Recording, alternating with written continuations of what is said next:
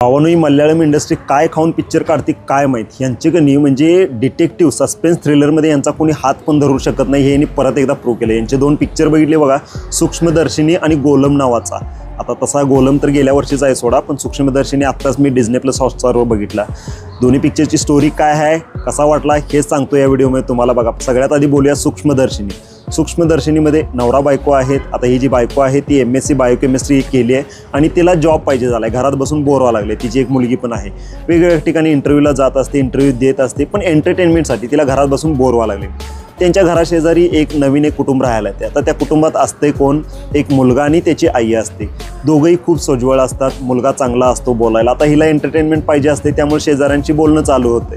पण या मुलग्याची जी आई असते ना, तिला एक आजार असतोय अल्झायमर नावाचा. आता त्याच्यामध्ये काय होत असते, गोष्टी विसरत जात असतात. ती शांत बसणं, काय खाल्लंय माहीत नाही, कुठं आहे काय माहीत नाही, विसरण्याचा आजार ते चालू असते.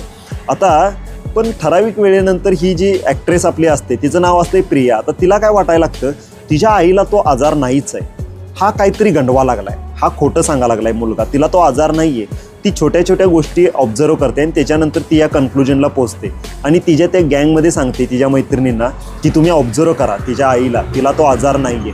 पण हे सगळं काही चालू असताना अचानकपणे ना त्या म्हणजे शेजाऱ्याची आई गायबच होते.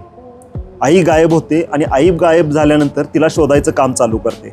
आता ह्या आपल्या ॲक्ट्रेसला प्रियाला पाहिजे असतं एंटरटेनमेंट, त्यामुळे ती शोध घ्यायचा प्रयत्न करते, सगळं काही शोधत असते आणि अचानकपणे तिला मध्यरात्री त्या शेजारच्या घशात बरोबर तिची आई दिसते, त्या शेजाऱ्याची आई दिसते आणि ती दचकून सांगते नवऱ्याला. तर ती म्हणते नाही नाही, ती तिथं कशी असेल, तिथं नसणार आहे. इथंपर्यंतचीच मी तुम्हाला स्टोरी सांगतो. इथून पुढचा जो त्यांनी घेतलाय की नाही, म्हणजे जो सस्पेन्स आणि थ्रिल ते वेगळं आहे. क्लायमॅक्स तुमचे पैसे की नाही किक अशी देते ना तुम्हाला, ऑर्गॅझम, नेक्स्ट लेवलचं ऑर्गॅझम. आता बाकी ॲक्टिंगबद्दल बोलायचं झालं तर काय, त्यांच्या ॲक्टिंगबद्दल आपण काय बोलणार म्हणा, म्हणजे ते नेक्स्ट लेवलचं.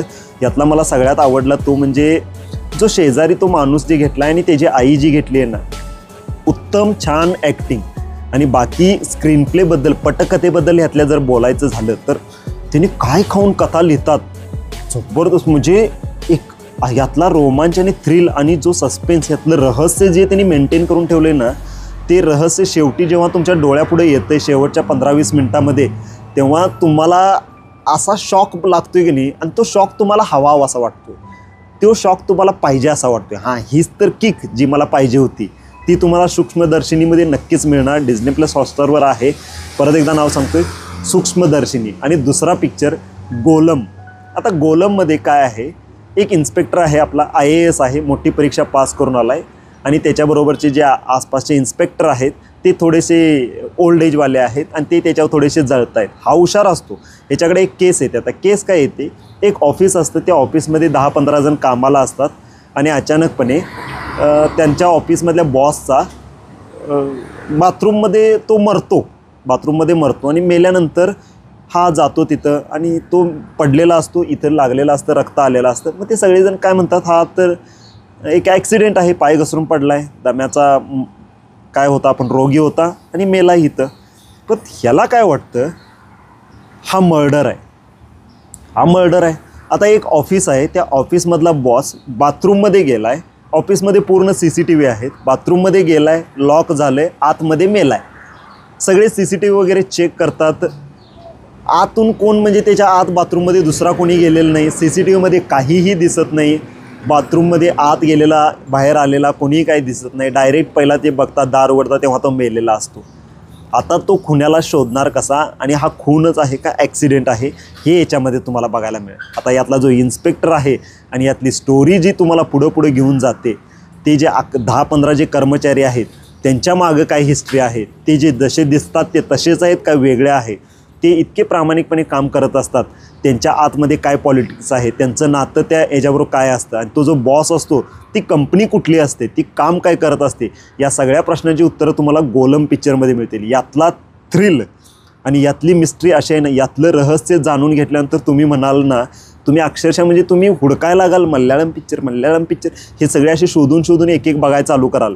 तसे मी बघायला लागलो आहे. गोलम जबरदस्त आहे. यातलं रहस्य आणि यातली जी केस आहे ना, ती खतरनाक आहे आणि केस एक सॉल्व्ह होते आणि पुढची एक केस याला कंटिन्यू करत जाते आणि शेवटला येतं असं की पार्ट दुसरा येणार आहे, कारण पुढची केस याच्यापेक्षा वेगळी आहे. कारण त्या ऑफिसमध्ये आणखीन एक दुसरा माणूस येतोय जो दुसरा बॉस बनून येतोय. त्या बॉसचं काय होणार ते शेवटी तुम्हाला ते कळत. बाकी हे 2 पिक्चर तुम्ही नक्की बघा. एक म्हणजे सूक्ष्मदर्शिनी आणि दुसरा म्हणजे गोलम. अवश्य बघा, दोन्ही पिक्चर पैसा वसूल आहेत.